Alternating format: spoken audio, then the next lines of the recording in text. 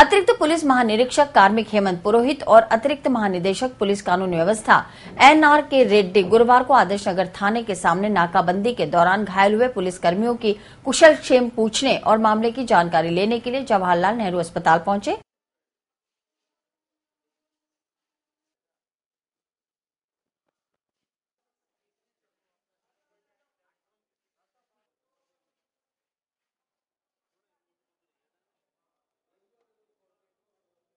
दोनों ही अधिकारियों ने 2 पुलिसकर्मियों की मौत पर शोक जताते हुए घायल पुलिसकर्मियों से मुलाकात की। एडीजीपी पुरोहित ने कहा कि नाकाबंदी के दौरान इस तरह की घटनाओं से सबक लेना चाहिए। उन्होंने भरोसा दिलाया कि मामले को गंभीरता से लिया जाएगा। दूसरी तरफ पुलिस वाहनों की बीमे की बात पर यू टर्न लेते हुए उन्होंने कहा कि इस मामले में अभी बातचीत करने या निर्णय का वक्त नहीं है। सर्विस के अंदर ये है कि मृतक कर्मचारी के अगेंस्ट में एक आदमी को घर में नौकरी दी जाती है, चाहे उसकी पत्नी हो या बच्चे हों।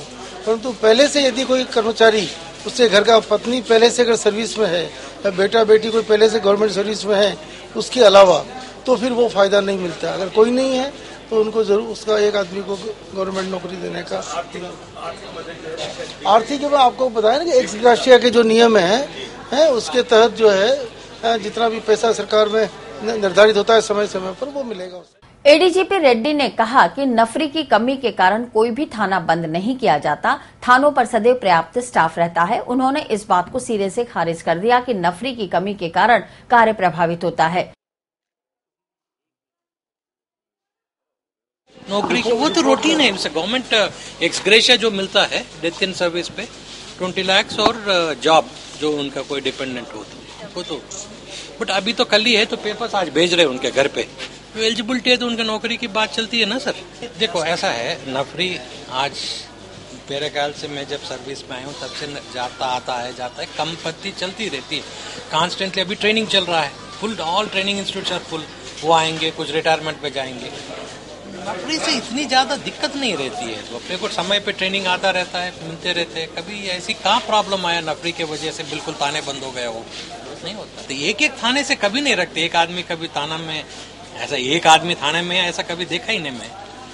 अब कोई कह दिया होगा तो गलत बात है, वो यही कहना चाहिए। थाने बंद नहीं होते, हाँ कुछ भी हो जाए थाना कभी बंद नहीं होता। इस दौरान आईजी मालिनी अग्रवाल और एसपी नितिन देव ब्लगदन भी मौजूद रहे। इससे पहले प्रदेश के गृह मंत्री गुलाबचंद कटारिया बुधवार रात अचानक जेएलएन अस्पताल पहुंचे, जहां उन्होंने सुबह हादसे में घायल हुए पुलिस कर्मियों के स्वास्थ्य के बारे में जानकारी ली। कटारिया ने घायलों को विश्वास दिलाया कि उनके उपचार में कोई कमी नहीं आने दी जाएगी। कटारिया ने जेएलएन अस्पताल के सहायक अधीक्षक डॉक्टर विक्रांत को भी घायल पुलिस कर्मियों के मुफ्त उपचार के निर्देश दिए। घायलों से मुलाकात के बाद मीडिया को जानकारी देते हुए गृह मंत्री गुलाबचंद कटारिया ने कहा कि आज नाकेबंदी के दौरान जो हादसा हुआ वो दुखद है, जिसमें 2 जवानों की मौत हो गई जबकि 3 घायल हो गए। उन्होंने कहा कि राज्य सरकार के नियमानुसार मृतक के परिजनों को 20-20 लाख की आर्थिक सहायता और परिजनों को सरकारी नौकरी दी जाएगी। कटारिया ने कहा कि नाकेबंदी पुलिस का अंग है। उन्होंने कहा कि ट्रक चालक के खिलाफ भी नियमानुसार कार्रवाई की जाएगी। नाकाबंदी में जो हमारी फोर्स लगी हुई थी उसको किसी ने टक्कर मारी, उसके कारण से 2 की डेथ हुई, 3 इंजर्ड है, 3 यही हैं हॉस्पिटल में, उनसे मिले हैं। ये तो सब सुरक्षित हैं। तो कि जिनकी डेथ हुई है विभाग हमेशा इनको 20 लाख रुपए इनके परिवार को देता है।